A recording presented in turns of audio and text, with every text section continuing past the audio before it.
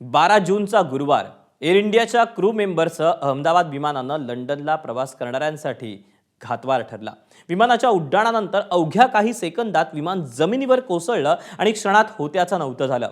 अहमदाबादहून लंडनकडे जाणाऱ्या फ्लाईटसाठी एअर इंडियाच्या ज्या क्रू मेंबरची शिफ्ट लागली होती ती सगळी मंडळी प्रवाशांच्या सेवेसाठी सज्ज झाली, पण ही शिफ्ट त्यांची शेवटची ठरली। मुंबईतील अनेक क्रू मेंबर्सचा या अपघातात दुर्दैवी मृत्यू झाला। पाहूया।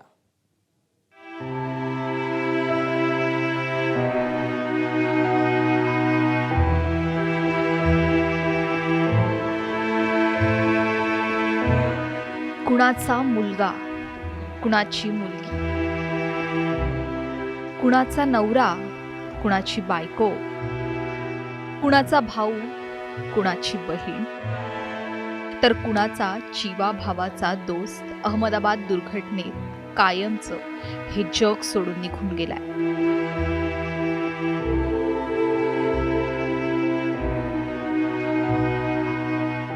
लंडनला जाऊन येतो असं सांगत निरोप घेतलेल्या त्या सगळ्यांचा तो निरोप शेवटचा ठरला।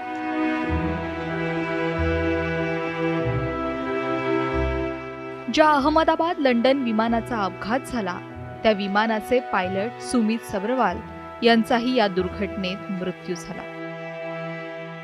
सुमित सब्रवाल हे मुंबईतील पवईच्या जलवायू विहार सोसायटीत आपल्या वडिलांसह राहत होते। आता मुलाच्या जाण्याने त्यांचे वडील एकाकी पडलेत। स्वभावाने फारच मनमिळावू आणि चांगले ॲज अन इंडिव्हिज्युअल और अ पर्सनॅलिटी होते। कॅप्टन म्हणून त्यांची सांगता तुमच्यासमोर आहेच। त्यांनी 8200 तास फ्लाईंग केलेलं आहे आणि ते कमांडर होते। मित्र गेला, आता राहिल्यात त्या फक्त आठवण।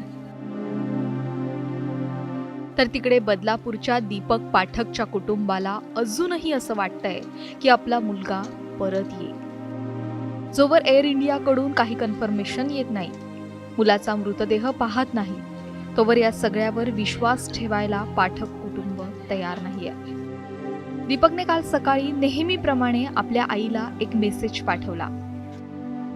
आई, मी निघालोय, पोहोचल्यावर सांगतो।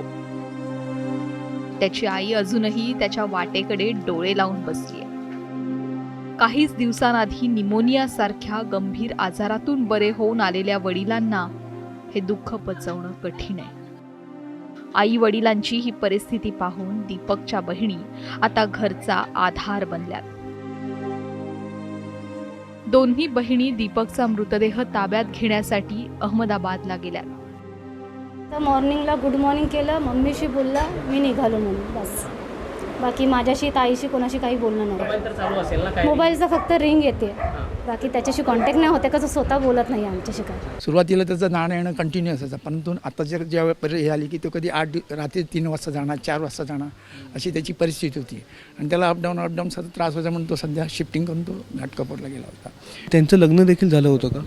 3-4 वर्षात त्यांचं लग्न झालं। त्यांची वाईफ नाशिकला असते आणि इकडे तर तिला पण ॲक्च्युली माहीत नव्हतं, बट पहिला फोन तिला आला मे बी की असं आला दीपक पाठक म्हणून याला फ्लाईटमध्ये आहेत, तेव्हा त्या समजलं। आत्ताच आजारातून उठले, ॲडमिट होते, बाहेर आले आत्ताच।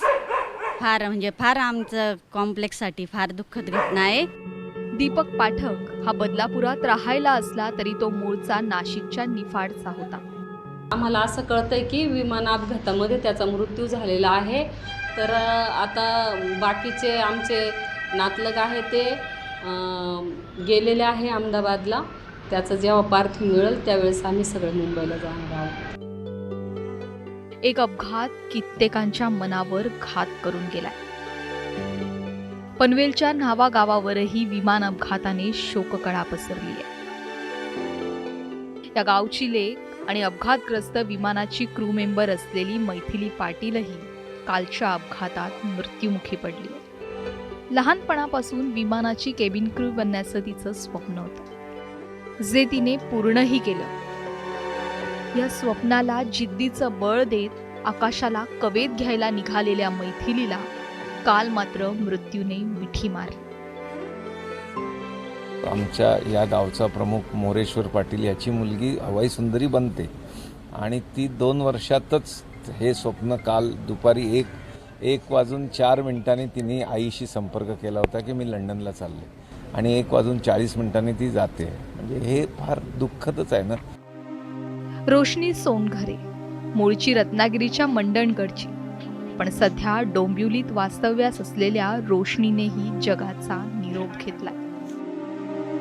तिच्या आईने तिच्यासाठी घरकाम करणं किंवा खूप तिच्या वडिलांनी देखील खूप टेक्निशियन असून ते देखील खूप काम करायचे आणि 2 मुलांना त्यांनी चांगले शिक्षण दिलं. तिचं स्वप्न पूर्ण करण्यासाठी जिथे जिथे त्यांना काही करता येईल ते त्यांनी केलं तिच्या आई वडिलांनी. ॲक्च्युली तिचा बाय बर्थ ड्रीम्स होता. ॲक्च्युली आमच्या बघायला गेलो तर आमच्या जनरेशनमध्ये सगळ्यात मोठी मुलगी होती ती. लहानपणापासून तिचा ड्रीम होतं. सो आणि ती ॲक्च्युली त्याच्या अगोदर स्पाइस जेटमध्ये होती. त्यावेळी ती डोमेस्टिक करत होती, पण तिची विश होती की तिला इंटरनॅशनल करायचं. सो आता 2 वर्षापूर्वी त्यांनी एअर इंडिया जॉईन केलेलं. खासदार सुनील तटकरेंच्या भाच्याची बायको म्हणजेच अपर्णा महाडिकचाही विमान अपघातात दुर्दैवी मृत्यू झालाय. अपर्णा महाडिक या गोरेगावच्या रहिवासी होत्या. त्यांच्या शेजाऱ्यांना त्यांच्या आठवणी सांगताना गहिवरून आले. तो दुर्घटना ऐसी होने के बाद एक बार तो थॉट आता है कि ऐसा यहाँ का कोई ना हो। बट जैसे ही वो फोटो आया तो चूंकि हम लोग जब भी मॉर्निंग वॉक करते हैं तो चेहरा देखने मिलता है तो समझ में आता है कि मतलब तो उसका पूरी सोसाइटी में उसका इम्पैक्ट हुआ है. लोग शॉक में है कि मतलब सोसाइटी का एक परिवार का एक सदस्य चला गया. मुलुंडच्या श्रद्धा धवनवरही कालच्या अपघाताने काळाचा घाला घातलाय. खरं तर श्रद्धा धवन मुलुंडच्या वैशाली नगरमध्ये निषाद इमारतीमध्ये राहतात आणि 6व्या मजल्यावरती त्यांचं हे घर आहे आणि या घरामध्ये श्रद्धा धवन त्यांचे पती हे सुद्धा एअर इंडियामध्ये कामाला आहेत. मात्र कुठंतरी ही घटना घडण्याच्या काही वेळा आधी श्रद्धा धवन यांनी आपल्या कुटुंबियांना सांगितलं होतं की लवकरच मी तुम्हाला भेटायला येईल. मात्र त्यांची ती इच्छा जी आहे ती पूर्ण होऊ शकली नाही. ईदच्या सुट्टीवरून पुन्हा कामावर गेलेला पुण्याचा इरफान शेख आता परत कधीच येणार नाही. आपल्या कुटुंबाला केलेलं ते शेवटचं खुदाहाफिज असेल असं ना त्याला वाटलं असेल ना त्याच्या कुटुंबाला. इरफान हा याच्याबद्दल असे शब्दच नाही, म्हणजे तो एवढा सगळ्यांमध्ये मिळून मिळून वाचायचा. तुम्ही इथं चाळीत विचारा, कुठेही विचारा, कोणी त्याच्याबद्दल वाईट बोलणार नाही असा मुलगा होता तो. आत्ताही तो ईदला इथेच होता.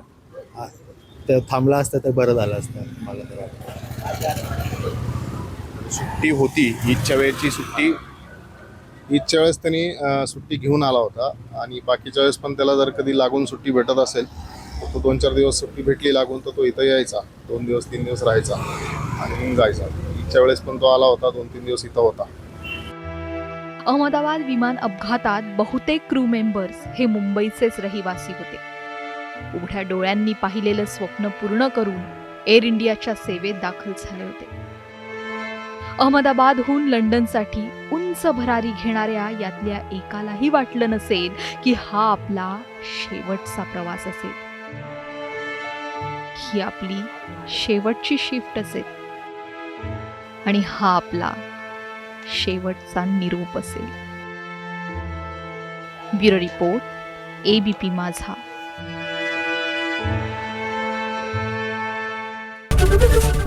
ABP माझा, उघडा डोळे बघा नीट.